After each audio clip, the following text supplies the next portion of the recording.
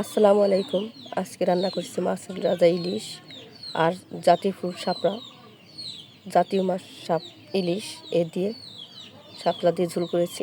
এখন দেখাবো প্রস্তুত প্রণালী। কোথাও যাবেন না, সঙ্গে থাকুন। আর প্লিজ আমার চ্যানেলটা সাবস্ক্রাইব করুন, লাইক কমেন্ট শেয়ার করুন। জাতীয় ফুল শাপলা দিয়ে রান্না, জাতীয় মাছ ইলিশ।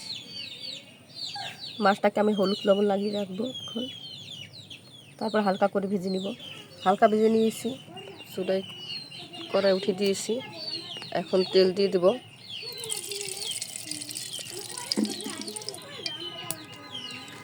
মরিচ দিয়ে দেব, লবণ দিয়ে দিলাম মরিচের সাথে। আমি এখানে জিরা আর পেঁয়াজ বেটে নিয়েছি। দুই টেবিল চামচের মতো জিরা আর পেঁয়াজ বাটা দিয়ে দিয়েছি, আর কোনো বাটা দিলাম না। এখন দিয়ে দেবো হলুদ গুঁড়ো, মরিচের গুঁড়ো।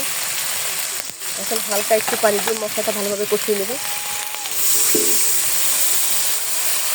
মশলাটা আমার তেল ছেড়ে দিয়েছে, মানে মশলাটা কষানো হয়ে গেছে ভালোভাবে। এখন আমি একটু পানি দেবো, মাছটা একটু হালকা আবার কষিয়ে নেব। পানিটা বলো কষিয়ে গেছে, আমি মাছগুলো দিয়ে দেবো। মাছটা আমার কষানো হয়ে গেছে, এখন আমি জলের পানি দেবো, মাছগুলো উঠাবো না।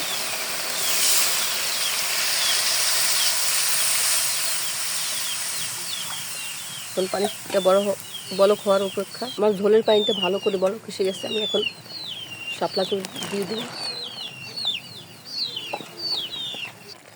রান্না আমার হয়ে গেছে, এখন নামিয়ে নিব। আমার রান্না কমপ্লিট। দেখেন,